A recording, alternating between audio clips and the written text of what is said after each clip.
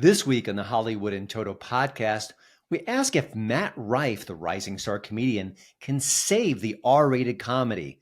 You know, the ones that were funny and out of control, the ones you can't do anymore because of, well, culture.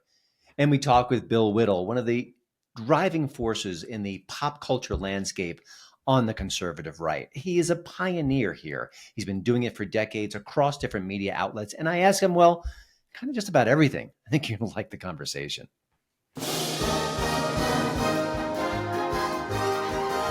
Welcome to the Hollywood and Toto podcast. Entertainment news and reviews without the woke Hollywood narrative. Free speech, free expression. Now that's entertainment. And here's your host, award-winning film critic, Christian Toto. Before we kick things off, I hope you'll subscribe to the Hollywood and Toto podcast. You can find us on YouTube, Rumble, iTunes, just about every major audio platform as well. And all we ask is, if you're enjoying the show, if you get a kick out of it, if you like a different perspective on pop culture, something with a right-of-center perspective that's not crazy, give us a share. Tell your friends. That kind of information really does help, and it pushes the needle forward. We'd appreciate it. Well, I confess, I think a year ago, I didn't know who Matt Rife was, and now he's one of the biggest names in comedy. He's been on Netflix specials. He's selling out tickets and concerts everywhere across the country. Just a huge deal. He just put out a new comedy special on Netflix. It's called Lucid, and it's all crowd work. I want you guys to be aware you are equally as at fault for how this goes as Crowd work is huge right now in the comedy space. I think it's really powered a lot by the social media platforms. You see those little snippets here and there on Instagram or other reels or things like that. So it's popular, and he is a master at it. So why not push him up the ladder and make him the it comedian of the moment? And God bless him. Let's see what he does from here. Young guy, certainly very handsome, which is not necessary in the comedy world, but never hurts when it comes to entertainment. But what caught my eye and ear about Matt Rife recently is an announcement that he's making a new movie coming soon. It's called Rolling Loud, and it's about a father bringing his young son to a hip-hop concert and immediately regretting it. I guess all heck breaks loose and lots of crazy things happen. Now, in the news about this movie, they mentioned repeatedly this is an R-rated film, which is a little bit weird because you might say, hey, Matt Rife is starring in a new comedy. But why would you mention an R-rated comedy? But I think it's a tell. I think the powers that be, maybe even the people behind the film, are saying, hey, this is an R-rated comedy. You know, the ones that you used to know and love and watch again and again, like Old School, like the Hangover series, like Bridesmaids, like Step Brothers, like Wedding Crashers. These were just funny, funny films. We can't help loving them. And we don't get that many anymore. And listen, I think a little part of it is some of the actors in these films have, I don't want to say they've aged out, but they're older, maybe in their 50s now, the Vince Vaughns, people like that. You know, maybe they're not as interested in these kind of wild and wacky comedies as they once were. But we really know the true answer here. It's woke. I'm woke. Woke. Woke. I'm woke. Woke. It's cancel culture. It's you can't do that. I mean, The Hangover, you know how much white privilege is in that movie? It's absurd. It's triggering.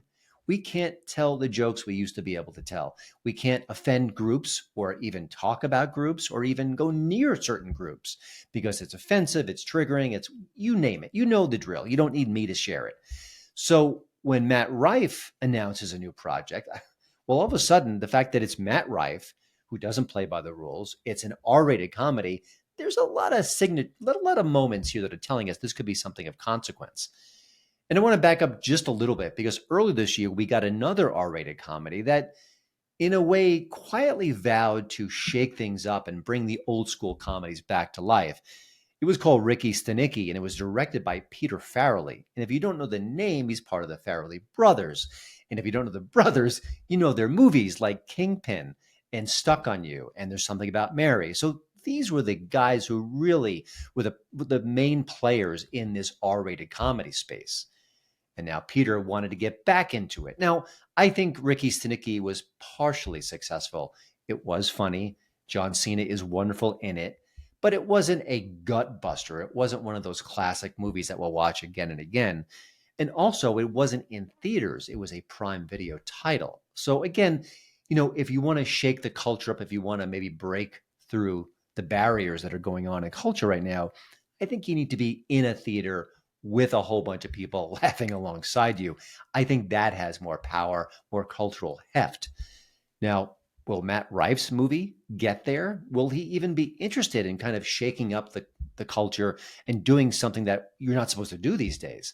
Well, I think it's possible. No, I don't think that Matt Rife is a Dave Chappelle or a Ricky Gervais at this point, but he is definitely someone willing to go where the funny leads him. He can be irreverent, he could be a little insulting, part of his shtick. But what really jumped out at me in recent times was his reaction to I call it a mini cancel culture attack on him. I mentioned a few months ago, he had a Netflix special called Natural Selection, just standard issue comedy stuff. But in the beginning, he told a joke that was about domestic violence. It was brief. And even after he told it, he said to his crowd, essentially, I'm just checking y'all out. I want to see what I can tell, what I can't tell, where you are as a gathering of people. Now, that's what comedians often do, is they work the crowd. They get a sense of, hey, I can go in this direction, I can go in that direction, and they may or may not follow me. It's what a lot of professional comedians do. They get a sense of where the boundaries are on any given night. Now, having said that, there are some comedians who just do their shtick and let the chips fall where they may. But generally speaking, a comedian has an understanding of his relationship with an audience on a given night. And that's what Matt Rife was doing. But of course, the usual suspects were outraged. They were angry. They were furious. How dare you tell a joke about domestic violence, even though there was context to it? Well, now Matt Rife could have apologized. Again, he's a rising star. This is a very delicate time for someone like him. He could have said, listen, I'm so sorry. I won't do that again. I will be an ally. The usual shtick. We know the drill. But he didn't. He didn't apologize at all. And in fact, he had a response of sorts on social media. And what he did was he steered people to a company that sells helmets. The not so sly comment, hey, if you can't take my jokes, if they're too offensive, they're too outrageous, why don't you put a helmet on your head? It was a perfect response. And the cancel culture mob retreated. They're not going to get this guy. He stood up to them and they cowered because they're bullies, plain and simple. Actually, Adam Carolla has been doing this for years. His no apologies policy is great and no one bugs him. Now, he does have his own pirate ship, his own company, his own this, his own that. But if you say the wrong thing, the crowd can come after you. But I think when you're a comedian and you're telling the world, hey, bleep off, I do what I want, these are jokes, then the bullies back down. So yeah, I think Matt Rife could be the guy. He could be the person to bring back a really raucous R-rated comedy. No apologies, just big gut-busting scenes. The kind we watch again and again. Will he do it? Does he have the chops? I don't know. We'll have to wait and see. Maybe a year or two away before we actually see Rolling Loud, the film in particular. But I have to say, I think the time is right. I think we are hungry, if not starving, for an R-rated comedy that just breaks through all the boundaries. Because it is funny. It is comedy. We need it so desperately in these times. We need to laugh. And I think you've seen this rise of rebel comedians like Tim Dillon, Shane Gillis. Matt Rife is part of that revolution. So why not make it official with a great R-rated comedy that just doesn't follow a single rule? I don't know about you, but I can't wait.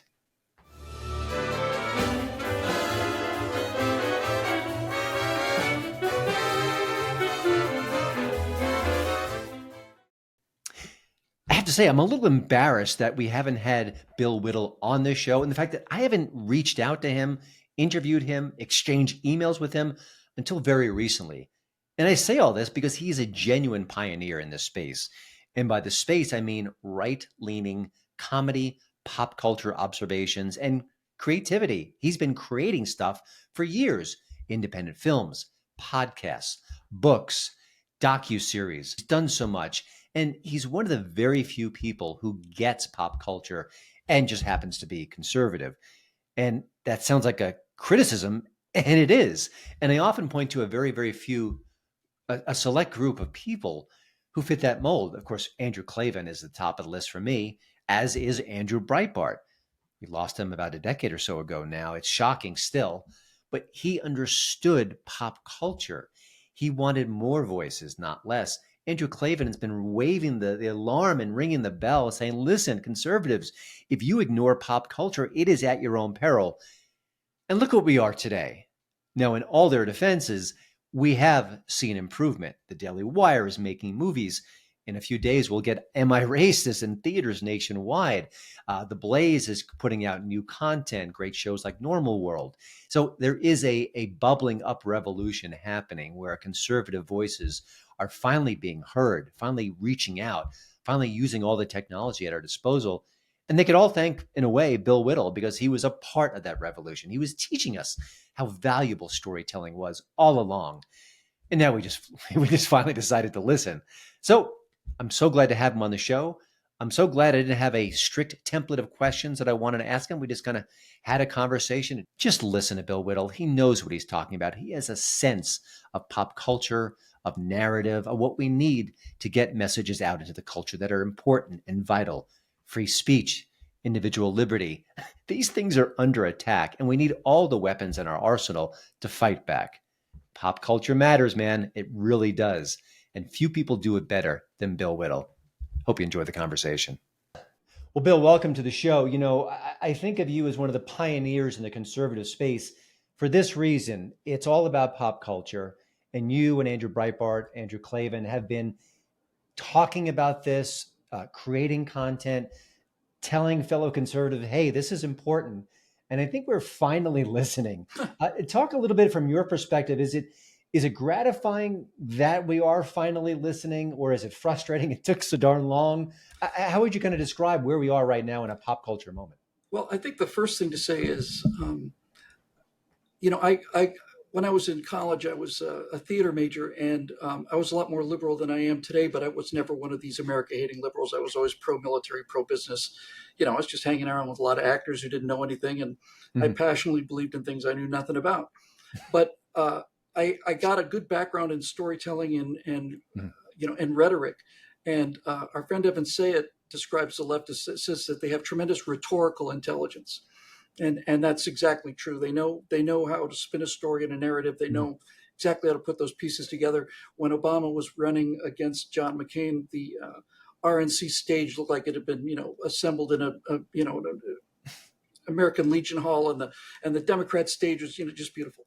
So yes, we're slowly coming along. But the bottom line is, Christian, I don't know I don't know why it's so hard to sell, freedom. I mean, we got fast cars, loud guns, and hot women on our side, and somehow we can't sell this to people whose vision of the future is just a bunch of filthy, people covered in parasites eating their sustainable algae cakes and, raising awareness for the Guatemalan water snake. It's like these two futures and these two visions are so different. And how we manage to fall into their rhetorical traps all the time is shocking. It's a great point. I will kind of add two maybe exceptions to the rule. Thank goodness. I think the Babylon Bee, what it does on a daily basis is joyful, smart, irreverent. You really counter culture. And even the Daily Wire, which you work with from time to time, the Am I Racist movie, which is coming September 13th, it's exactly kind of the thumb in the nose to the cultural snobs that we need. But again, like you said, why is this not widespread? Why are we not fighting with such rhetorical guns as you mentioned? So one of the reasons why is that there are so many barriers in the way. But how would you describe where things stand now?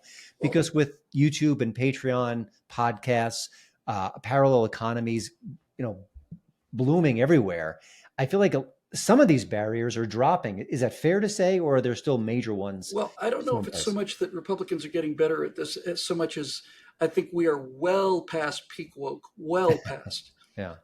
Maybe Dylan Mulvaney and Bud Light was, but it is no question that people, even studio executives, are starting to get the message now. Yeah. And their ideology is so strong that they've destroyed entire franchises as Star Trek and Star Wars. Disney's lost $2.7 billion on Star Wars. How you screw up Star Wars, I almost said I don't know, but I watched them do it over 3 or 4 years.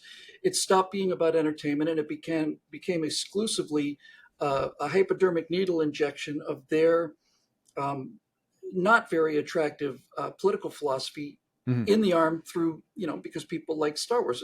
It's over. People don't care anymore. I think a good example of rhetorical intelligence, though, would be when Joe Biden gave that really disturbing speech outside of the Independence Hall with the red, and the black banners look like a Nazi rally. But he said probably 13 or 14 times that we have to defend our democracy, that our democracy is on the line, that that this guy's a threat to our democracy. And Republicans come out and say, no, we're not a threat to our democracy. You're the threat to democracy.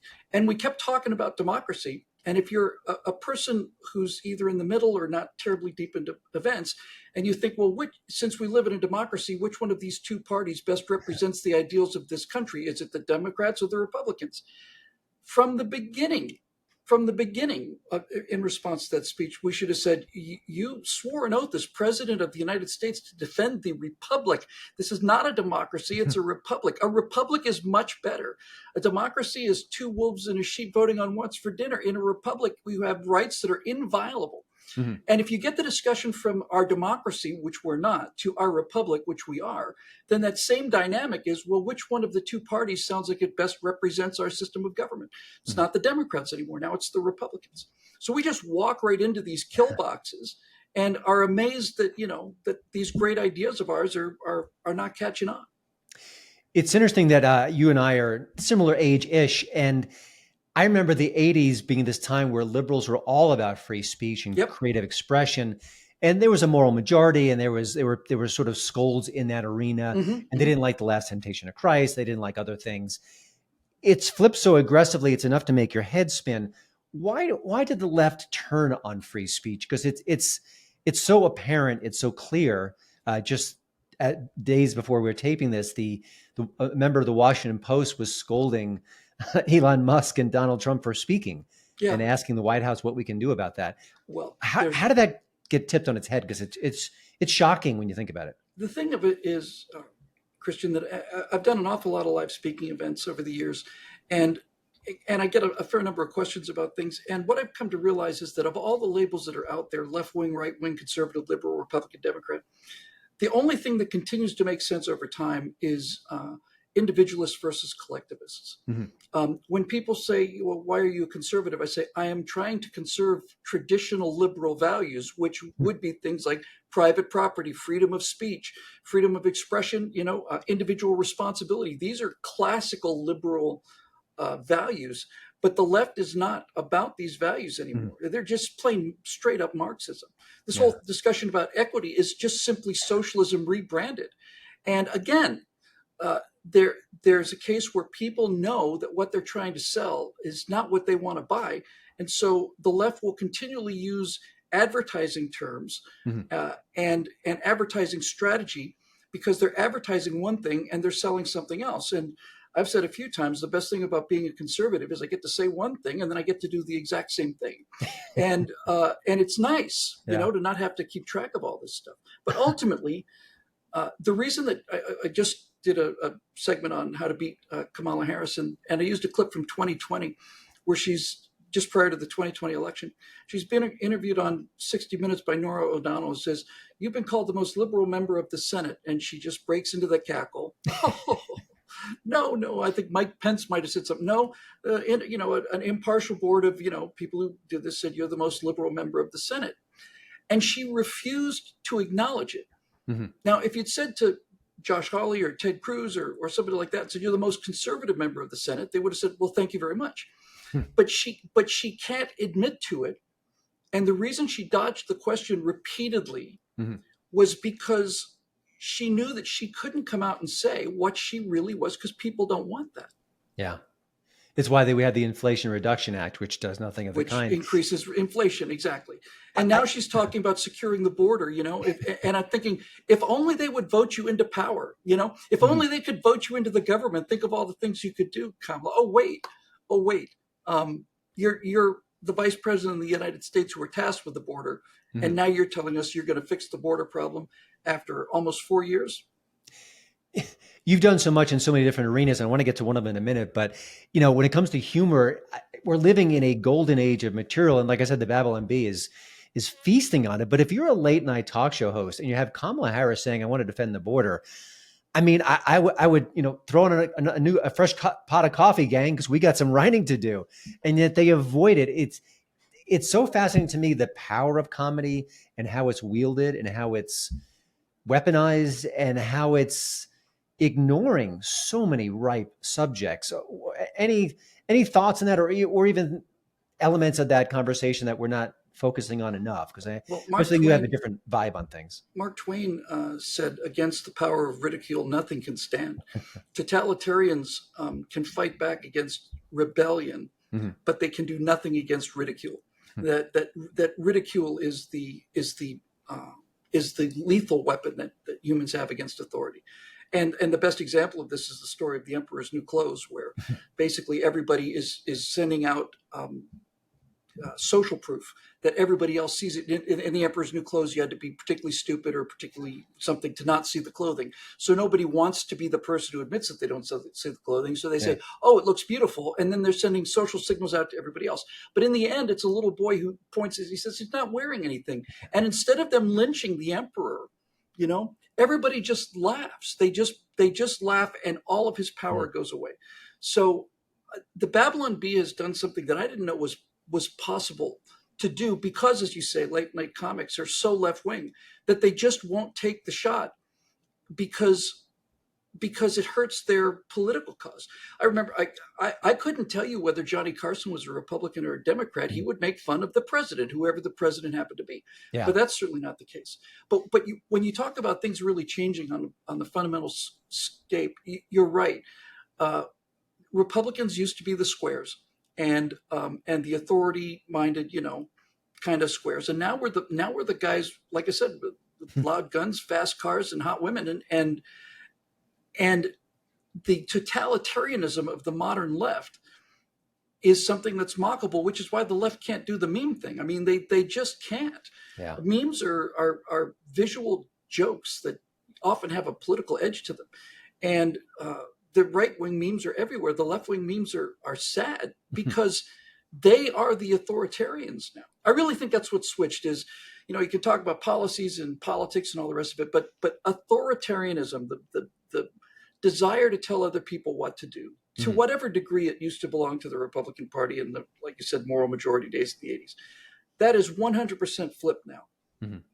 And I'm still having a hard time understanding why college students aren't rebelling against that, because at college you're supposed to rebel against authority, and they're not. They're foot soldiers for authority. I often talk to people on the right who are creators. Kevin Sorbo comes to mind, and he basically goes out hat in hand, desperate for money to fund his projects, and he scrapes by and he does the best he can, but it's always a struggle. It's always a hardship. And I know that's really common in indie films in general. But I was kind of curious, given your background, given your experience, if the Elon Musks of the world just dumped a pile of cash in your driveway and said, have at it, what would you do? What would you do if you had enough cash to really build something of consequence from a pop culture perspective? I've been working on for quite a long time a science fiction franchise that's called The Colonies. And basically it's set 250 years in the future. And it tells the story of the American Revolution by putting it in the future where humans have to break away from the United States the same way the United States broke away from Great Britain. Yeah. But I would be telling stories that were riveting stories that people could access, where the values are embedded in the story and not hammered into your head as part of the dialogue. Good men doing good things, fathers protecting their wife and children. The thing that's so ironic is that Hollywood and the movie factory is so incredibly left wing, but storytelling is inherently conservative. And most people, when you hear that, when you say that storytelling is conservative, they can't understand what you're saying. And best way I can explain it is, nobody's interested in going to see a movie where James Bond confronts the evil supervillain armed with a strongly worded letter from the United Nations, then drives off in a Prius at a reasonable speed. That's not what people want. People want to see a hero who is saving this woman, and they are driving fast, and they're shooting guns, and they are fighting against oppression and tyranny. And the left can't do anything about that. they're collectivists. Even if you were to tell a story about a collective, like a story about a football team, let's say, you might concentrate on the quarterback and one of the running backs and the coach, but you're not going to concentrate on 40 people. You can't tell a collective story. Yeah. So we have enormous advantages.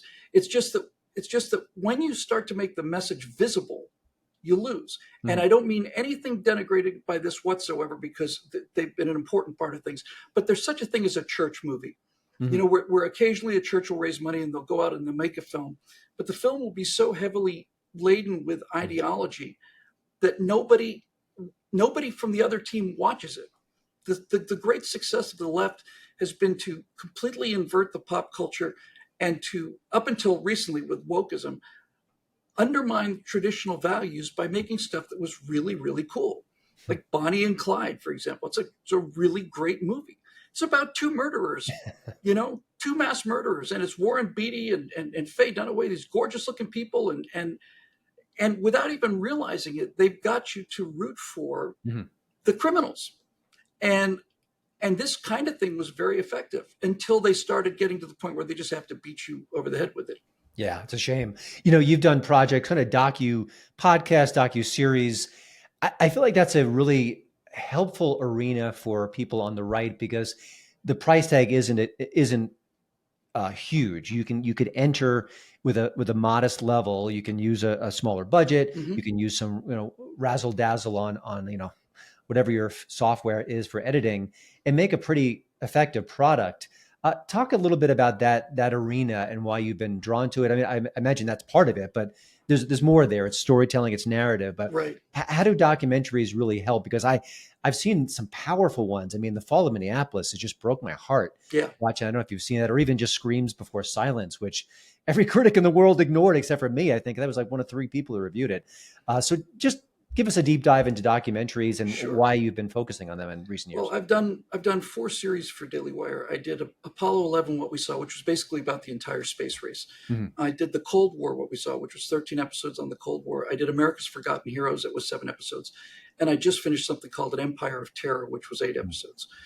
In An Empire of Terror, I take a real punch in the gut look at what the Soviet terror state was and how and what it did to people. I mean, specifically what it did to people.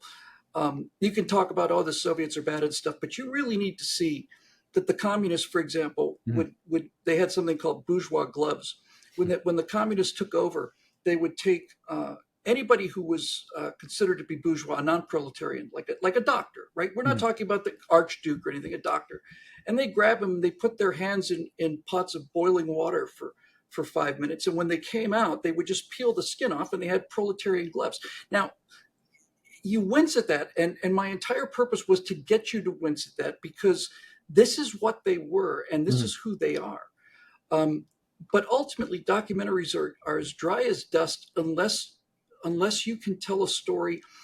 And what I found myself doing in all 4 of those series was letting this kind of river of history go by, and then just say, that's interesting. That's interesting. Here's a human story. It's a tiny little human story that shows you what's going on with the big picture. Yeah. And if you can't tell a story, then whatever you end up doing is just going to be, nobody's going to want to watch it. A good storyteller can just sit you down in a room and talk about, going to lunch. And if he's got storytelling talent, you're riveted, because they have the rhetorical tools and they're interesting. So I've been very happy with the documentary work we've done, but most of that is because I'm a screenwriter by trade, and I always try to show people instead of tell them. But I just try to keep the story interesting and constantly come back to these moments of human contact that people in the audience can directly identify with. Yeah, and that's been pretty successful.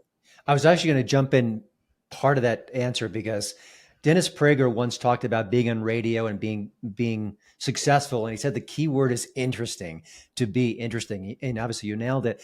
We mentioned the Babylon Bee. I contribute to the Daily Wire like you do, but in different ways, and I applaud what they do. Are there other offshoots, other creators?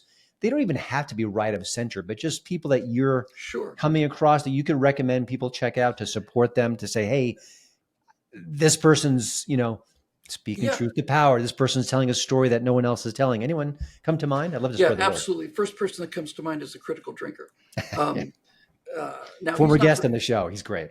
Oh, he's a former guest on the show.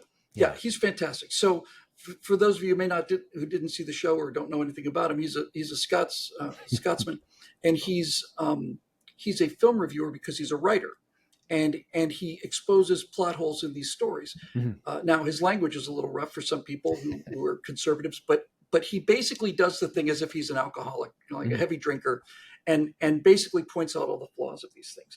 Now, he basically does movie reviews, but because he's a great storyteller himself, because he's a writer, most of the grist for his mill is woke content, because woke content is not storytelling, it's lecturing, it's hectoring. Yeah. And his take on things is so accurate that he ends up basically shooting down the left and the message, the whole time. So he's terrific.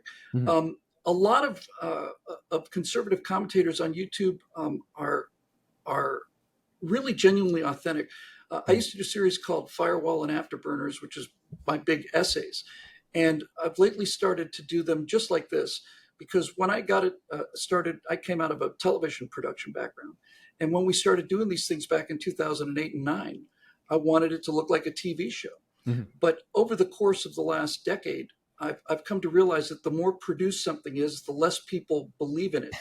that in the era of the webcam, it's all about authenticity and presence and sense of being live. And so there's a lot of content creators out there that I really like. Angel Studios doing incredible work, but what we spend as a philosophy, conservatism, I honestly don't think it's 1/100th of 1% of what the left spends. I mean, George Soros put $40 million on the table, or was it 40 billion? It was some insane number. Yeah. And China does the same thing. China understands that they cannot catch up with our military. They're bringing their third aircraft carrier online. It's got a lot of problems. We have 11 carrier strike groups, and we know how to use them. Yeah. So China's position is it's a much, much cheaper bargain and a much faster way to equality is, instead of trying to sink those 11 carrier groups, if we can convince the sailors on board them that their country's not worth fighting for, then that is the same as putting them at the bottom of the ocean. And in order to do that, they produce, and it's not just China, obviously, they produce content that undermines all of our cultural references. The classic example of this in recent years is the destruction of Luke Skywalker. I mean, Luke Skywalker in the original Star Wars trilogy, which was fun, by the way, there was no political messages there other than let's rebel against authorities. 6 guys in X-Wings are going to take on this gigantic Death Star and the power of the Empire.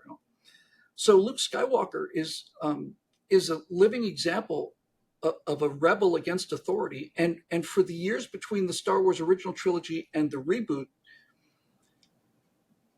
Star Wars was religion for a lot of people. Star Wars was a religion for a post-Christian culture in a lot of ways for an entire generation. But then when they made The Last Jedi, and brought Luke Skywalker back, instead of being a hero, he's a bitter old man who tried to murder his nephew in his sleep. He drinks this green milk from space cows. He's surly, he's mean-spirited, he's cowardly.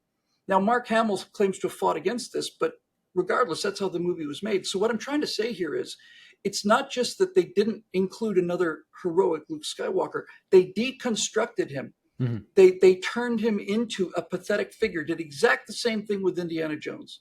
Turned him into a weak old man who has some sassy young woman to tell him what to do.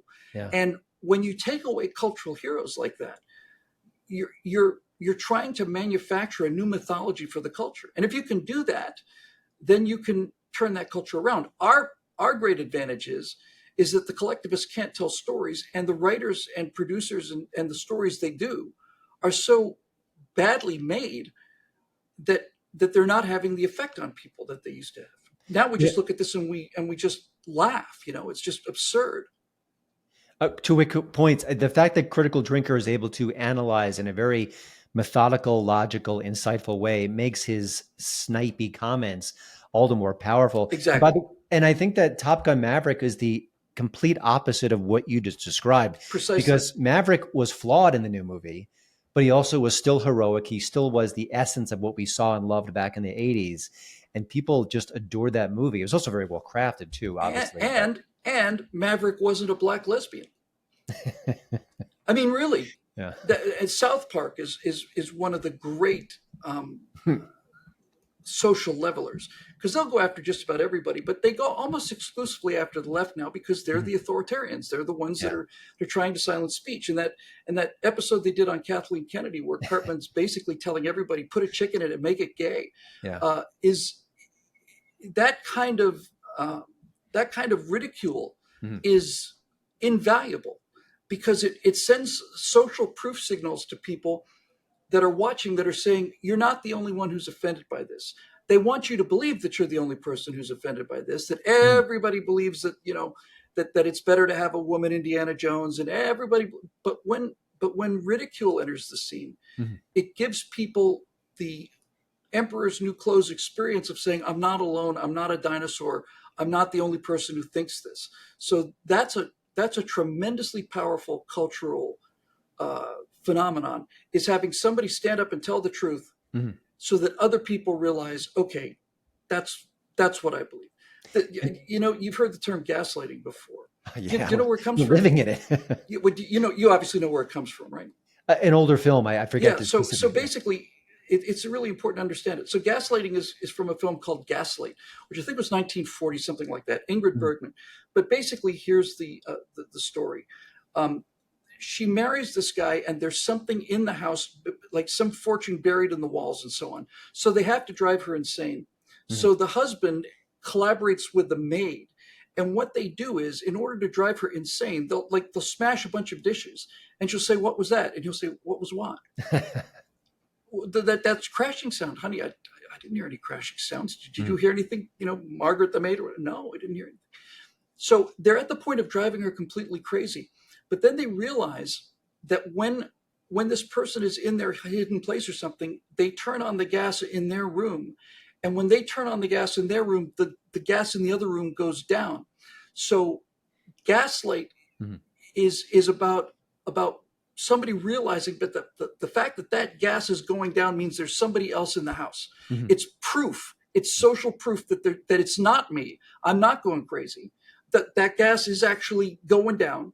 So when you say gaslighting is the desire to convince everybody that what they know to be true isn't true, and what they know to be untrue is true.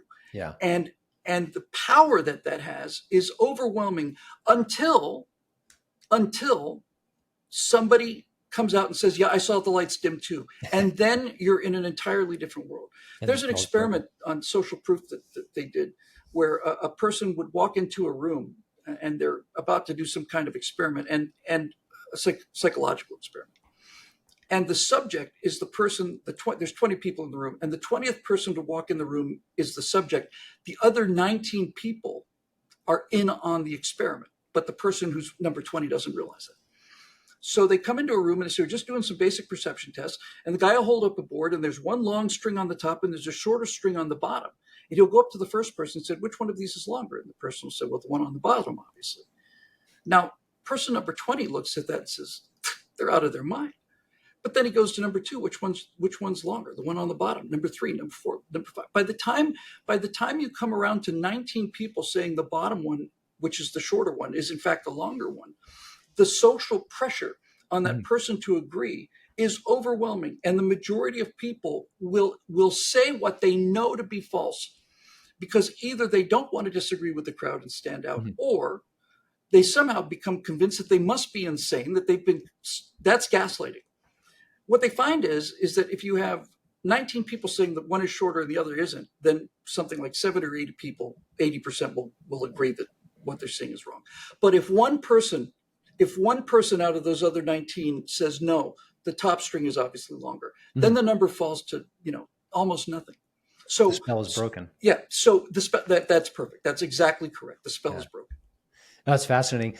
Bill, before I let you go, is there something either you're working on soon or even just a dream project or two? You mentioned the colonies. I would love to see that, but anything toward the end of this year? I know Yeah. you're always busy creating No, content, podcasts. I'm doing a couple new shows, but two new shows I'm working on. One of them is called Story Mechanics, and Mhm. I've learned that by some miracle, which is as much of a surprise to me as anybody else, I've gotten to know quite a few celebrities like Gary Sinise and John Voight and Mike Rowe and people like that. Mhm. So I'm going to do a series on storytelling, which is not, in fact, its entire purpose is to not be overtly political.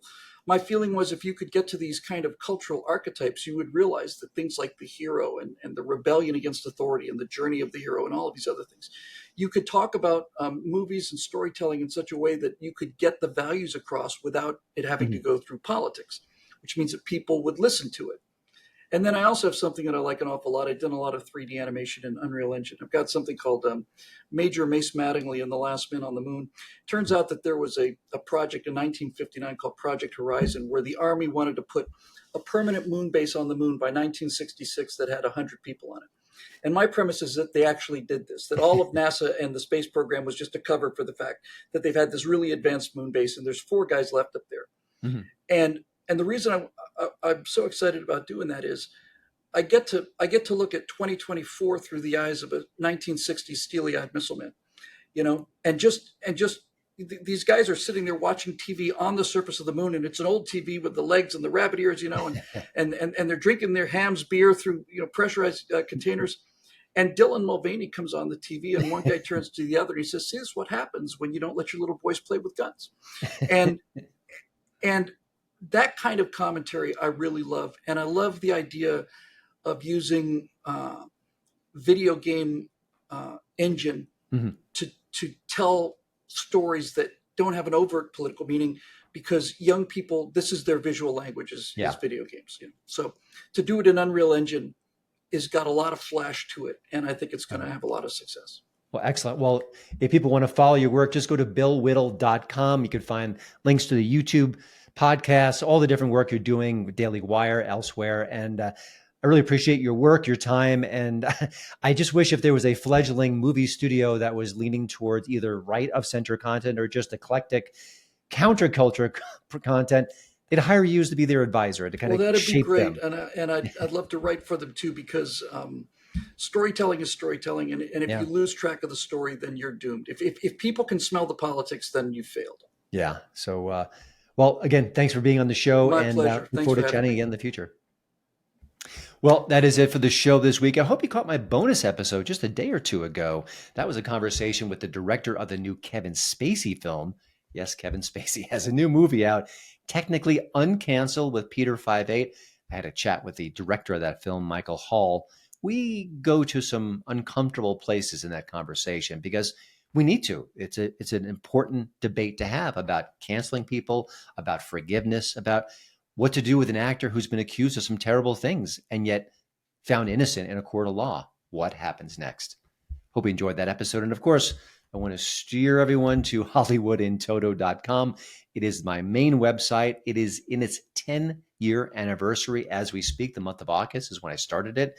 I think it was maybe August 27th where the first post went live, but no matter, August is the big month. It is like this show, The Right Take on Entertainment. I update it 7 days a week. You've got news, reviews, commentary, everything in the world of entertainment from a right of center perspective. And again, I don't push away my liberal friends. My wife is a Bernie bro. And there's plenty of content that's apolitical that I hope is thoughtful that you can check out. But given that most of society, most of the media, most of entertainment journalists review and cover and see things through a very aggressive left of center ideology, you need something else. You need a change of pace. You need someone to speak for the other half of the country, often ignored. Well, the website does it, and that's exactly what we do here at the podcast. Hope you have a great week, and I will see you next time.